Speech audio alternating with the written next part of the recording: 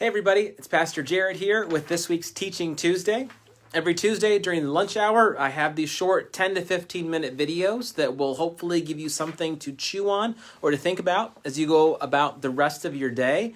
Hopefully it'll teach you something about the Christian faith or maybe give you something to do, to think about as you continue about your week. So today, our conversation is going to be another follow-up on this past week's sermon.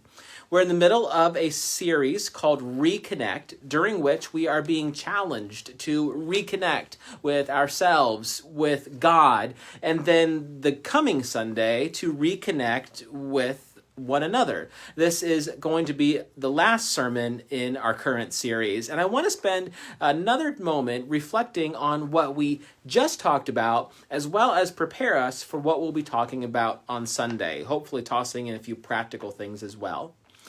This past week, we looked at Deuteronomy chapter 6, and in the few verses we looked at, 4, 5, and 6 of Deuteronomy chapter 6, we encountered one of the most famous and, to many faithful traditional practicing Jews, one of the centerpieces of their prayer life. In fact, they pray this prayer or repeat these words in the morning when they rise and in the night in their evening prayers before they lay down for bed.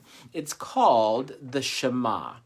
The Shema. Hear, O Israel, the Lord our God, the Lord is one. Love the Lord with all your heart, soul, mind, and strength, and love your neighbor as yourself, Jesus adds later on. But in Deuteronomy, it doesn't include that part. Instead, it talks about impressing that upon your children and to keep it always before you when you lie down and when you get up.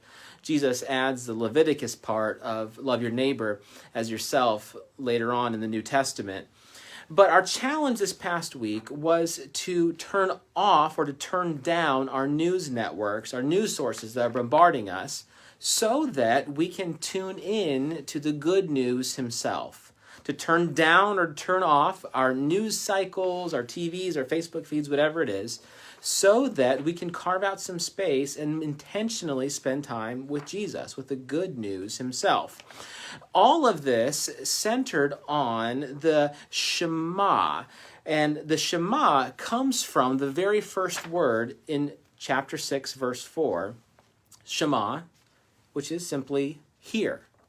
Hear, O Israel, listen, the Shema. It centers around this first command to listen to God, to hear, to spend time with God. That's been our challenge this week. So I just want to check in, as it's already Tuesday. How are you doing on quieting the other voices? How are you doing at spending some time being still or just being more attentive to God, to listening, to hearing? If you haven't done that yet, today's a great chance and a great way to start. The week's not even halfway over yet. You can spend a couple minutes following this short video, turning off your Facebook feed or logging out or turning off your TV and opening the Bible up or just praying or listening. It's a beautiful day. It's a great time to hear, to spend time with God. That's the first command, to hear God. The second command within the Shema comes just after that opening sentence. And the second command after hear, O Israel, is to love. Love the Lord your God with all your heart, soul, and strength. To love God, first to hear and then to love. This coming Sunday, we're going to be talking more about that second part, that second command, as we jump ahead to the New Testament to Jesus. In one of Jesus' last moments with his disciples, he's gathered round in a room and he commands them to love one another. To love one another. You know, we sing that old song, they'll know that we're Christians by our love. We're going to sing that actually as our closing song on Sunday. I'm looking forward to singing it, or at least hearing it being sung by our praise band this Sunday. But we're going to talk about how Jesus commands his disciples to love one another, but he adds a caveat. Just as I have loved you. Now, the reason why I drew this towel is because immediately, or just a couple verses before Jesus tells his disciples to love one another as he has loved them, Jesus demonstrated what that love looks like by washing his disciples' feet with a towel and a basin full of water. Jesus demonstrated to them what he means by his call to love one another. He talks about a particular kind of love, a peculiar love, one that looks and smells and acts differently. It's this kind of love that is a call to serve your neighbor, to love your neighbor. They'll know we are Christians by our love, the song says. And Jesus says this is what love looks like when it's put into action. It's a particular kind of love. It's a peculiar kind of love. Love one another as I have loved you, Jesus writes or tells us. So here is my challenge for you today, is to hold both of these images together of the command within the first command in the Shema, to hear, to listen, to spend time with God, to log out of Facebook, to turn off your TVs, and to listen, to talk with God, to read some of the Bible. Perhaps you'll even read the scripture for this coming Sunday of John chapter 13 as we spend some time with Jesus and the disciples around the table together for their Last Supper. And then I want you to also be thinking about, while you're listening and while you're hearing, to be prayerfully thinking about how and who God's Spirit is calling you to love today.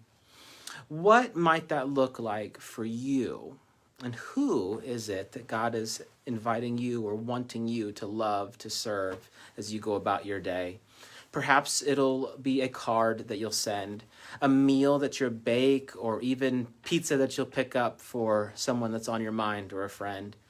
Maybe what it looks like for you to love one another is to place a phone call or to invite someone over to visit outside on your porch. There's a wonderful little book that talks about the different kinds of love languages, like spending time or acts of service, buying gifts. You can look it up. There's 5 of them.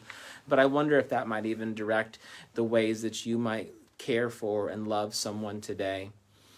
My question for you, in your times today of hearing and listening and spending time with God, is then how you will put it into action. Who and how is God calling you to love today? I look forward to seeing the ways that God will lead you. And one of the great things about this, if you're in a grumpy mood today, or if you're tired, or just kind of been down in the dumps, D in the D is what we used to say growing up, you might discover that one of the medicines for a grumpy soul is to take your eyes less, to move your eyes less on yourself and put them towards someone else. The less time you spend in your own muck and the more you get involved in someone else's, it can be a way of cheering you up to make it less about you and more about someone else. So that's my challenge today. That's our Teaching Tuesday, to continue to hear, to listen to God, and then to put that into practice as God calls you to love in a particular way today. Who and how is God calling you to love? Who and how are you going to make a difference in someone else's life today? That's your call. That's your challenge. That's your opportunity to show the world the love of Jesus Christ as lived out through you. So may that be your blessing today, that you be a blessing to someone else.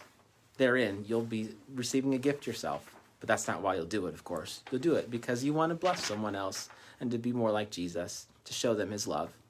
So may that be our opportunity today as we go forth into this beautiful day, this Tuesday, and throughout our week. I look forward to continue the conversation with you on Sunday, 10 o'clock Central Time, either online or in person. We'd love to have you join us, either virtually or in person this Sunday, 10 a.m. Central Time.